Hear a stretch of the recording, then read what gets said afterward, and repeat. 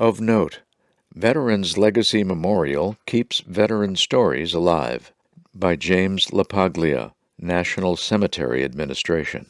Glenn Dill enlisted in the U.S. Army during World War II and served as a sergeant of the 745th Tank Battalion that landed on Omaha Beach on D-Day. In his military years, he was awarded the Purple Heart and Silver Star. After his military service, he developed macular degeneration, which left him legally blind, but he continued to serve his country with a 26-year career at the Los Alamos National Laboratory. Isaac Woodard, Jr. served as a sergeant in the U.S. Army during World War II in the Pacific Theater. After his discharge in 1946, as he was traveling back to his family in North Carolina, he was beaten and blinded by police officers in a South Carolina town. His case caused a national outcry, and in response, President Truman established a Civil Rights Commission and desegregated the U.S. military. A longtime member of the BVA, Dr. George Stocking was a U.S. Air Force first lieutenant fighter pilot during the Korean War and went on to spend more than 40 years as a rehabilitation psychologist at the VA Medical Center in Miami.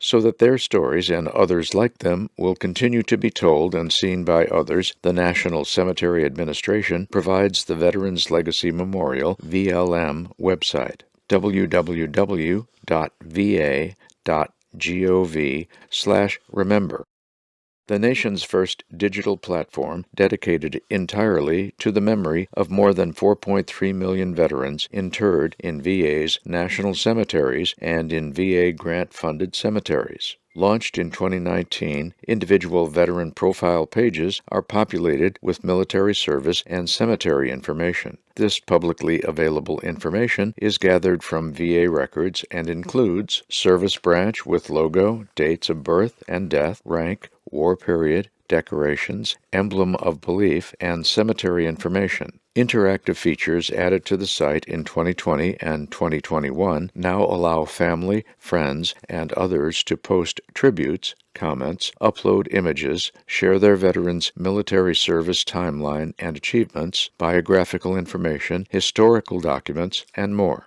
The site also allows visitors to share veteran profile pages by email and post them to Facebook and Twitter. Content is submitted using various text fields, drop-down choices, and drag-drop options. All content is reviewed by VLM moderators before being posted to veteran pages to ensure it conforms to the VLM user policy and appropriately honors veterans. Currently, more than 30,000 items have been posted to veteran pages. To see and contribute to Glenn Dill's VLM page, go to https://www.VLM.cem.va.gov/GLENJUNIORDILL/43AF008. To see and contribute to Isaac Woodard's VLM page, go to https://www.VLM.CEM.VA.gov/ISAAC-WOODardJR/20AA424C. To see and contribute to George Stocking's VLM page, go to https://www.VLM.CEM.VA.gov/GEORGEEDWARDSTOCKING/25843. VA Secretary addresses veteran homelessness. Across the United States, more than 37,000 veterans experienced homelessness in 2019, a number VA Secretary Dennis McDonough said is about half of what it was in 2009. Addressing a press conference on February 23 at the Salt Lake City healthcare system, the Secretary credited VA's efforts, which include its Housing First approach for reducing homelessness in veterans. Housing First is a model used by many organizations working to help house people who are chronically homeless. Secretary McDonough said that getting veterans under a roof first and then surrounding them with other required services such as substance abuse treatment, mental health care, employment training, and management of issues in the justice system was the means to provide the best assistance. As we get veterans under roofs and get them that service, we see them continue to thrive, he continued. He also said partnerships in the community, strong leadership on the local, state, and federal level, and innovative programs are crucial in continuing to tackle homelessness and helping to serve those who served this country.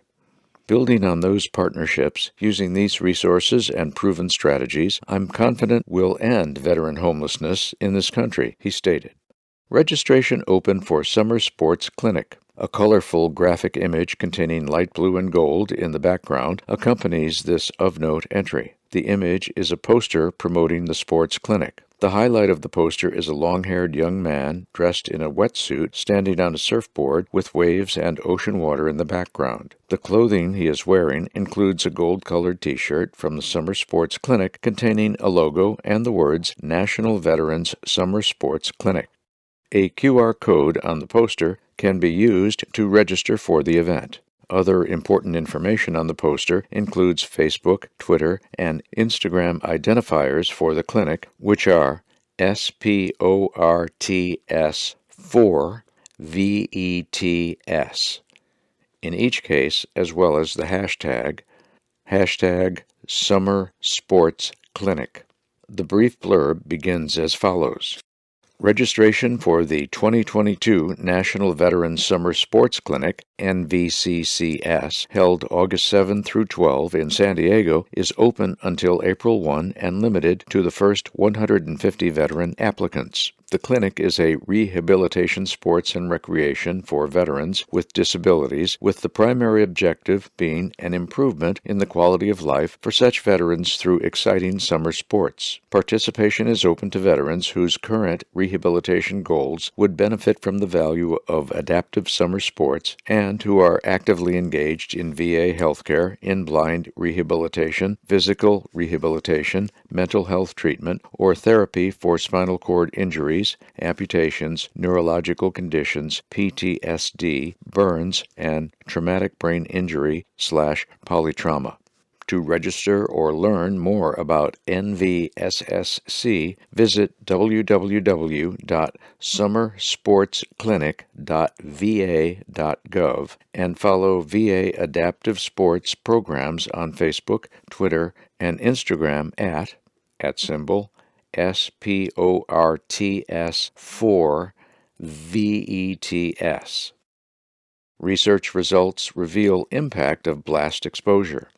A recent VA study has found a potential relationship between blast exposures and mental health symptoms in combat veterans that goes beyond the effects of mild traumatic brain injury, or PTSD.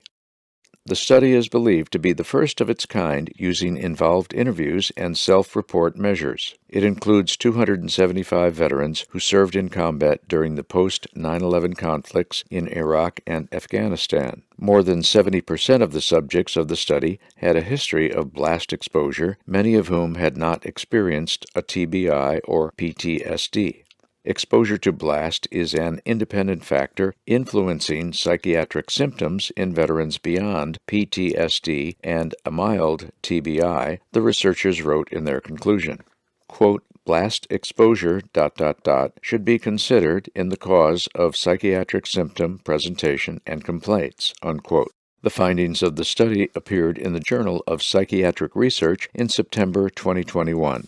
https://pubmed.nlm.nih.gov/345000343/ Veterans employed full-time increases in early 2022.